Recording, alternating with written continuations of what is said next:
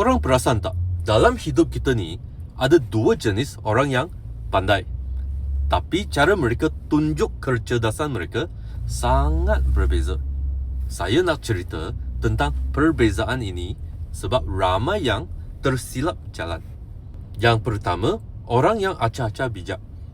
Orang macam ni pantang ada isu. Dia yang paling bising.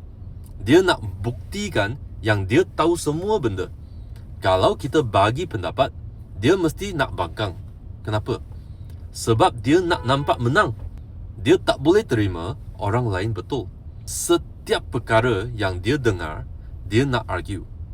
Dia nak tunjuk yang dia lebih tahu. Tapi sebenarnya, orang yang betul-betul bijak, mereka tak perlu buat semua ni. Cuba tengok orang yang betul-betul bijak. Orang ni lain sikit. Dia orang suka senyap. Lebih banyak mendengar daripada bercakap. Bukan sebab dia orang tak tahu, tapi sebab dia orang faham. Bila kita bercakap, kita cuma ulang apa yang kita dah tahu. Tapi bila kita mendengar, kita belajar benda baru. Orang bijak tahu, semakin banyak kita dengar, semakin banyak kita belajar. Semakin banyak kita cakap, semakin banyak kita expose kelemahan kita.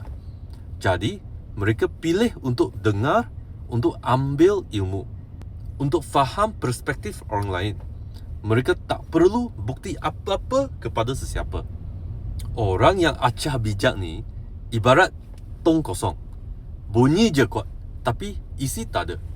Orang yang betul-betul bijak macam air yang tenang, senyap tapi dalam. Dia orang tak perlu tepukan orang lain untuk tahu nilai diri dia orang. Dia orang sudah tahu nilai mereka. Orang bijak tak perlu cari validasi dari orang lain. Mereka sudah confident dengan diri sendiri.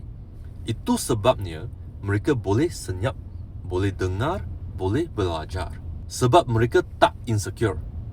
Tapi orang acah bijak, mereka insecure.